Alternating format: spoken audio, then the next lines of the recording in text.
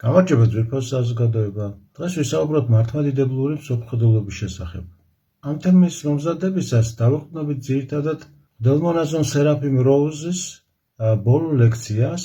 ეს ხდება 1982 წელს, როდესაც ის ხვდება თავის მრევლს და ასევე ახალგაზრდებს და საუბრობს სწორედ ამ თემაზე, მართლმადიდებლური მსოფლმხედველობა. თუ რა მნიშვნელობა აქვს მართლმადიდებლურ მსოფლმხედველობას ჩვენ ცხოვრებაში, რა მიზნები აქვს მას, რა გამოწვევებია, რა უნდა დავინახოთ კარგი, როგორი უნდა გქონდეს დამოკიდებულება და ყოველივე ამის შესახებ საუბრობს ამ ლექციაში. ჩვენ შევეცდებით მოკლედ ვისაუბროთ იგივე თემაზე, გამოვიყენებთ მის გამონათქვამებს ამ ლექციიდან, რომელიც ყველაზე ცნობილია სხვათა შორის მამა სერაფიმ როუზის ლექციებში, ეს სიტყვები გამონათქვამები. და შევეცდებით გარკვეული პარალელების გავლებას დღევანდელ დროსთან მიმართებაში, ჩვენს ეპოქასთან მიმართებაში და დავინახავთ ბევრ სხვაობას და დავინახავთ ასევე მსგავსებას. ჩვენ ასევე დავინახავთ იმ რეგრესს ამ შედარებისას, რომელიც ამ ბოლო პერიოდში თუნდაც 1982 წლიდან შედარებით დღევანდელ დღემდე რაც ხდება მართლმადიდებლურ ეკლესიაში და მოდით დავიწყოთ. ესე იგი, პირველი, როდესაც ის იწყებს საუბარს მართლმადიდებლურ მსოფლმხედველობის შესახებ, მამა სერაფიმი ამბობს, რომ ადრე და გულისხმობს ამას მე-19 საუკუნე და მანამდე მართლმადიდებლურ ქვეყნებში საერთოდ არ იყო საჭირო მართლმადიდებლური მსოფლმხედველობა, რადგანაც ადამიანები ისედაც ცხოვრობდნენ სრულიად მართლმადიდებლობით. ანუ იყვნენ როგორც ერში ჩვეულებრივი ადამიანები მართლმადიდებლური ცხოვრებით ცხოვრობდნენ, დგებოდნენ, ბევრ ოჯახებში იყვნენ მონაზვნები, თითქმის ყველა მეორე ოჯახში იყო ქრისტიანულ ოჯახში მონაზვნები, ჩვენ ვიცით ამის შესახებ და ასევე იყვნენ მმართველები, მართლმადიდებლები, იყვნენ მეფეები, დედოფლები და ერთი სიტყვით ამის საჭიროება არანაირად არ იყო. და შემდეგ ის უკვე იწყებს საუბარს დღევანდელ დროზე, ანუ თავის პერიოდზე, იმ ეპოქაზე, მე-20 საუკუნის ბოლოზე და ის ამბობს, რომ ამჯერად უკვე ჩვენ მართლმადიდებლური მსოფლმხედველობა დაკარგული გვაქვს და ამბობს, რომ აუცილებელია გქონდეს ეს მართლმადიდებლური მსოფლმხედველობა, რომელიც დაგვეხმარება ჩვენ დღევანდელ ცხოვრებაში. და ის ამბობს, რომ აუცილებელია ამისათვის ვიმუშაოთ, შეიქმნას ეს მართლმადიდებლური ცხოვრება, რადგანაც მართლმადიდებლური მსოფლმხედველობა, რადგანაც და აქ არის უკვე მოდის მისი ყველაზე ერთ-ერთი ცნობილი წინადადება, რომელიც ამბობს, რომ თუ ნებისმიერ სიტუაციაში არ ხარ მართლმადიდებელი, მაშინ საერთოდ არ ხარ მართლმადიდებელი. აი ესეთი პერიფრაზია ამ აზრის. ანუ, როდესაც მამა სერაფიმე საუბრობს მართლმადიდებლობაზე, ის პირველ რიგში იწყებს საუბარს იმ დროებაზე, რომელშიც ცხოვრობს, იმ სირთულეებზე და ამბობს, რომ დღეს ადამიანები იყოფა გარკვეულწილად ორ კატეგორიათო რა. ეს არის ადამიანები, რომლებიც ჩვეულებრივი ცხოვრებით ცხოვრობენ ეკლესიის გარეშე, ასევე არიან ადამიანები, რომლებიც აი ესე ვთქვათ, შაბათ-კვირას მხოლოდ მაშინ არიან მართლმადიდებლები და ამითაც უკმაყოფილოა მამა სერაფიმე და ის ამბობს, რომ მართლმადიდებელი არ შეიძლება იყოს ნაწილობრივ. მართლმადიდებელი უნდა ცდილობდეს ნებისმიერი ცხოვრების სიტუაციაში აფასებდეს სიტუაციას მართლმადიდებლური კუთხით. ამას გულისხმობს ის მართლმადიდებლურ მსოფლმხედველობას. ანუ, მაგრამ იმისათვის, რომ ამ დონემდე მიაღწიოს ადამიანმა, რომ ისაუბროს ყოველთვის მართლმადიდებლური თვალთახედვით იმ მოვლენების მიმართ, რომელიც ირგვლივ ხდება, ამისთვის ის ამბობს, რომ აუცილებელია სწავლა და პირველ რიგში აქცენტს აკეთებს ბავშვებზე. აქედან იწყებს და ის ამბობს, რომ განსაკუთრებული ზეწოლაა დღეს ბავშვებზე, რადგანაც სწორედ იციან და გულისხმობს ლიბერალებს ამ შემთხვევაში, იმიტომ რომ იმ ეპოქაში ძირითადად უკვე ლიბერალიზმი აქტიურ ფაზაშია, რო იტყვიან ამერიკაში და ის ამბობს, რომ პირველი დარტყმა და უძლიერესი დარტყმა ხდება სწორედ ბავშვებზე. ამიტომ ჩვენ პირველ ყოვლისა უნდა ვაქცევდეთ ყურადღებას ბავშვებს, უნდა ვიცოდეთ, რას კითხულობს ჩვენი ბავშვები, რითი არიან გართობილი, რა მიზნები აქვთ, როგორ მათთან ერთად ჩაერთო რაღაც ცხოვრებაში, შეიძლება რაღაც ფილმების ყურება მათთან ერთად ერთი სიტყვით უნდა იცოდე რაზე ფიქრობს ეს შენი ბავშვი, რადგანაც და შემდეგ სწორი ანალიზი მიდის და უკვე პარალელი რომ გავავლოთ, ის ამბობს რომ დაუშვებელია არ ასწავლიდე ისტორიას. უკვე დაწყებული ეს პერიოდი, როდესაც არ ასწავლენ ისტორიას, რადგანაც ის ამბობს რომ ისტორიას აქვს ესეთი ჩვევა რომ გამეორების და ადამიანი რომელმაც იცის ეს ისტორია კარგად დიდი ალბათობით არ დაუშვებს შეცდომებს, დიდ შეცდომებს ყოველ შემთხვევაში და ასევე ის ამბობს რომ მართლმადიდებლური სოფხედულობის კუთხით ეს მას აუცილებლად დაეხმარება, რადგანაც ძველ ისტორიაში ის გმირების ცოდნა, იმ თავდადებული ადამიანების შემდეგ მოყავს წმინდა მამების მაგალითები და ასე შემდეგ. ამის ცოდნა ისტორიული კუთხით, მათ შორის ცნობილი პიროვნებების, დიადი პიროვნებების ცოდნა და მათი განხილვა აძლევს ადამიანს, ბავშვს ამ შემთხვევაში, იმ საფუძველს, რომელიც იქნება შემდეგ საწინდარი. მამა სერაფიმე ამბობს, რომ ჩვენ უნდა უყურებდეთ რეალურ სურათს, ჩვენ უნდა ვიყოთ მტკიცედ მიწაზე, მაგრამ მუდმივად ვიყურებოდეთ ზეცად. ის სულ ამბობდა, რომ დაუშვებელია რაღაცა ფანატიზმში გადასვლა, მემარჯვენეობის ზილოტური დამოკიდებულება ამის მხილებაში იყო. ის ამბობდა, რომ ახალგაზრდები, რომლებიც მოდიან დღეს ეკლესიაში, თუნდაც ბევრნი არიან ზოგ შემთხვევაში, მაგრამ გაურკვეველია და უნდა ვიკითხოთ, რა მოაქვთ მათ ეკლესიაში და რა მიაქვთ მას ეკლესიიდან. ანუ თუ ისინი არ ხდებიან სრულად მართლმადიდებლური ამ სოფხედულობას არ ინარჩუნებენ, რომელიც არის საყოველთაო მის ცხოვრების წესში, შესაბამისად ჩვენ შეგვიძლია ვთქვათ, რომ არ არიან სრულად მართლმადიდებლური. აქ ფაქტობრივად გარკვეული მხილება არის თითოეული ჩვენთაგანის დიდი ნაწილის ყოველ შემთხვევაში ნამდვილად, რომლებიც აი რაღაცა ნაწილობრივი მართლმადიდებლობის მომხრია და ის სულისკვეთება არ არის შენარჩუნებული. გარდა ამისა, ის ამახვილებს უკვე ახალგაზრდებზე ყურადღებას, რომ ამბობს, რომ ეს ახალგაზრდები არის მესთაობა, ანუ სულ ეგოცენტრიზმზე ფიქრობენ, სულ საკუთარ თავზე ფიქრობენ. მაშინაც კი, როდესაც მართლმადიდებლები ხდებიან, ისინი ისეთ დამოკიდებულებას ირჩევენ მართლმადიდებლობაში, ილუზირებულს, ის ამბობს ამ სიტყვას იყენებს, ანუ სურთ იმ ილუზიებში ყოფნა მართლმადიდებლობაშიც.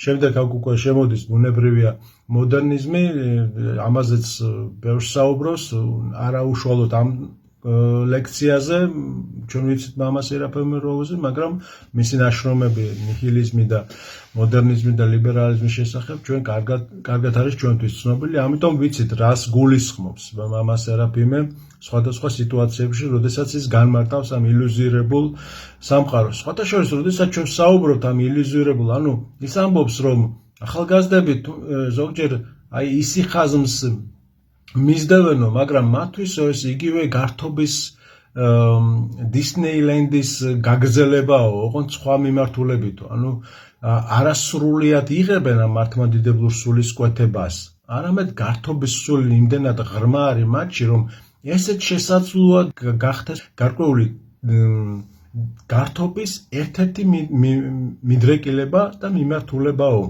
აი ზუსტად სწორი შეფასებაა და სხვათა შორის ეხლა ამ დღეებში უსმინე ასევე ამერიკელ მოძღვარს ცნობილი დეკანოზი პიტერ ხირს, რომელიც ამბობს, რომ დიახ, მართლმადიდებლები ბევრი ინათლება მართლმადიდებლობაში მოდის ამერიკაში, მაგრამ დიდი ნაწილი ან მარცხნივ, ან განსაკუთრებით მარჯვნივ უხვევსო და ხშირ შემთხვევაში ეს მოდერნისტული სულისკვეთების არჩევანში უმფროა ეს ადამიანი, ეს ნარცისული საზოგადოება, ესე ამბობენ ისინი.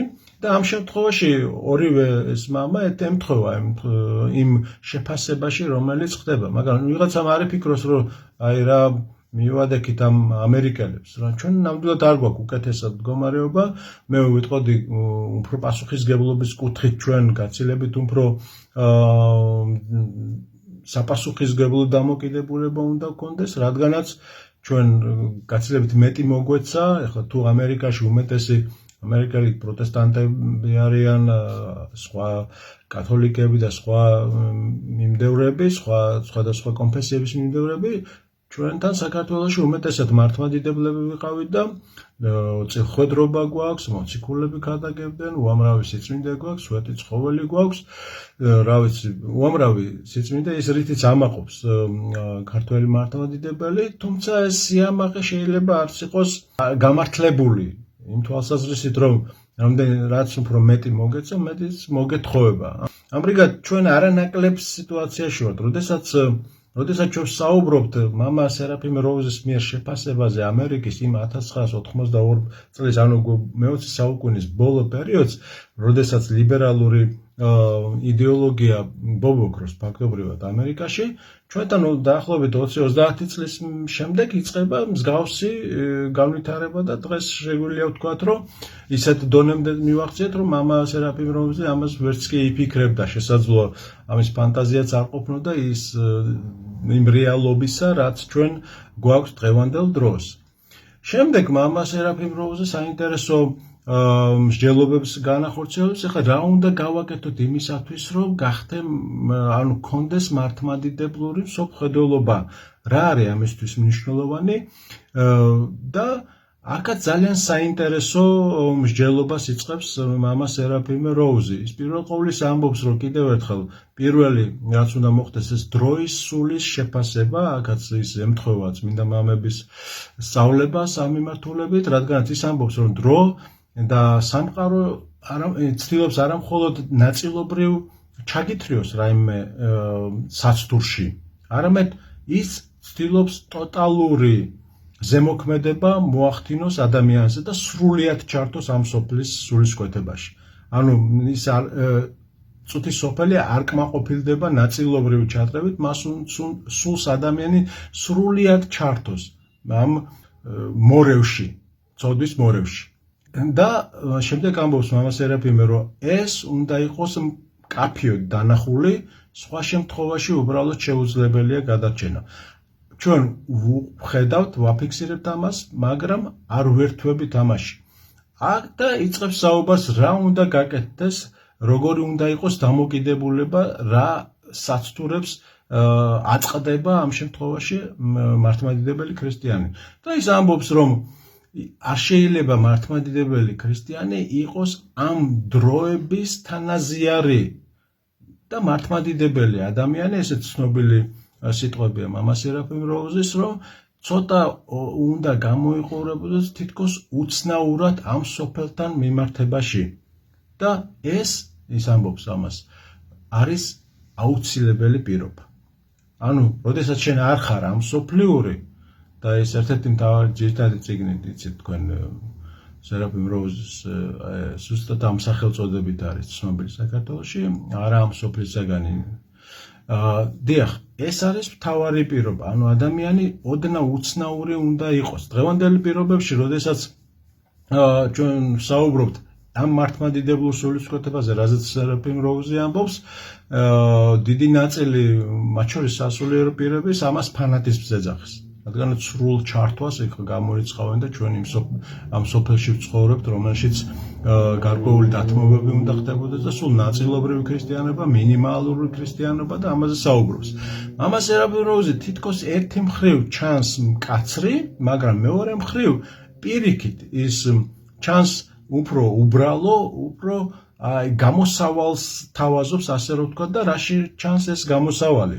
ის ამბობს, რომ ჩვენ უნდა ვიყოთ მაქსიმალურად თავმდაბლური და მიმღებლური იმ რეალობის, მაგრამ ამავე დროს ის საუკეთესო რაც აქვს ამ სოფელს უნდა ვიყენებდეთ ჩვენი მსოფლმხედველობის, ანუ მართლმადიდებლობის მსოფლმხედველობის გასაუმჯობესებლად.